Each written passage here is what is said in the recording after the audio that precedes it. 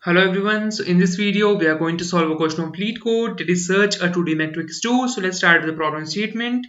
Write an efficient algorithm that searches for a value target in an m into n integer matrix. This matrix has the following properties. Integers in the each row are sorted in ascending order and integers in the each column are sorted in ascending order, right? So basically each column and each row is already sorted, right? So let's try to find out the first example, right? So let me just copy this from here and paste it here, right? So what we need to return is we need to return true or false, right? We need to return true or false, right? If this element is present, right? If this target is present, then we need to return true, else we need to return false, right? So let's see the first example. So in the first example we have given target is equal to 5, right? We have given target is equal to 5. Now, if we do a linear search to find out this element, right? So if we do a linear search, so we need to use a nested for loop, right? So in that nested for loop, we will just iterate through each row and each column, right? So in this case, the time complexity would go up to big O of n square, right? This would go up to n square. Right, so this is not an efficient, right? So to optimize this, we can use a binary search, right? We can use a binary search. So this will reduce to big O of n plus m, right? This may go up to n plus m, right? And for this is mn, or we can say m into n, right? So we can reduce this time complexity to big O of n into m, right? So let's see how can we reduce the time complexity, right? So we already know the elements in this matrix is already sorted, right? The elements of the each row are already sorted and each column is already sorted, right?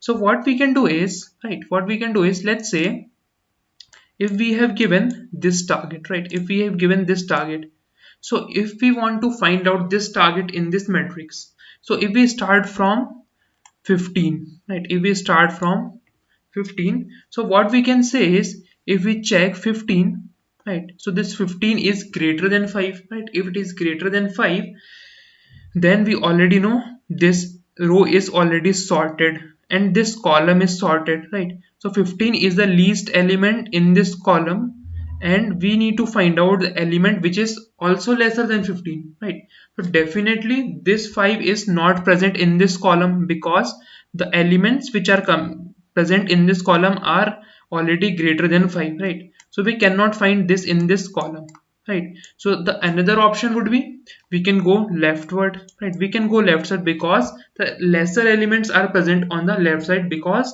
this row is already sorted, right? This row is already sorted in the ascending order, so we will just move left side, right? Now we will check for 11. Now this 11 is also greater than 5. This means that this column, right, we cannot find this 5 in this column too, right? So we will just move leftwards again, right? Now we will check for 7, right? So this 7 is again greater than 5, right? This 7 is again greater than 5. So definitely we cannot find 5 in this column, so we will just move left side, right? Now to find out this 5, we will check with 4, right? Now this 4 is less than 5, right? This 4 is less than 5, so definitely this 5 is not present on the left side, right? This is definitely it is not present on the left side, and also it is not present on the right side because we have already traversed the right part, right? So the only possibility here is that we can move downward, right? We can move downward because the elements which are greater than 4 is present in that column from the downward side. So we will just move downwards and we will reach 5, right? Now we will check whether this is equal to the target or not. Yes, it is equal, so we will just return true from here, right? So the basic approach which we followed to solve this question is, the first step we did is we first checked whether, let's say, m of I comma j, right, m of I comma j, if it is greater than target, then we moved left side, right? So for left side what we did, we just decremented I, right? We just decremented I, not I, we just decremented j, right? Because the column is decremented here, right? Else in the other condition, the second condition would be if I comma j, right? If I comma j is less than target, right? If it is less than target, then we are moving downwards. So when we are moving downwards, the number of increase, so we will just increment I from here. So I will be incremented, right? This is j, right? So this I is basically incremented from here. Now the last condition would be if m of I comma j, right? If we have already found out the target, so if I comma j is equal to target, then we will just return true from here, right? So we will just return true from here, right? Now after traversing through these row, if in any of the condition we go out of the bond, right? Whether we go out of this grid from here or from upside or from downside or from the right side, so in that condition we will directly return false from here, right? So I hope the approach is clear to you. If you still have any doubt in this approach, feel free to comment it down. I will try to explain it again. Let's move to the coding part, and the time complexity is now reduced to big O of m plus n, right? Because we are just checking each element only once, right? We are just checking only once.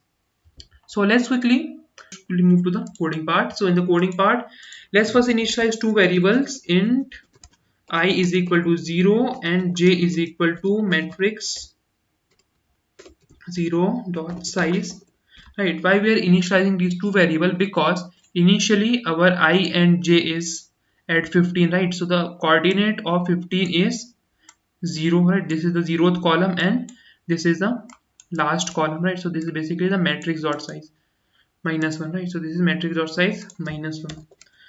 All right, now we will just run a while loop to search for each element. So while I is greater than equal to 0 and j is greater than equal to 0 and I is less than matrix dot size, this is and another condition would be j is less than matrix dot size, right? So what we will do, we will just write these three statements, right? So let's quickly write these three statements. If let's first check if we have got our target or not, right? So if matrix of I and j is equal to target, so in this condition we will directly return true from here, right? Else we will check whether this matrix of I and j is less than target or not, right? If it is less than target, so we will just move downwards, right? So for this we will just increment I, else we will just decrement j, because the else condition would be matrix of ij is greater than target, right? So in that condition we will just move leftward, right? So I hope this is fine, and at the end just return false because we have not found out that element. That's why we have completed the while loop, right? If any of the, if that element would have been present here, then we must have written true from it, right? So I hope the approach is clear to you and code is clear to you. Let's quickly try this code on our sample test cases. Oops, we are getting an error. Let me check. Yeah, we have did a spelling metric. So this is matrix. Yeah, I hope this should be fine now. Yeah, it's working fine. Let's try to submit this.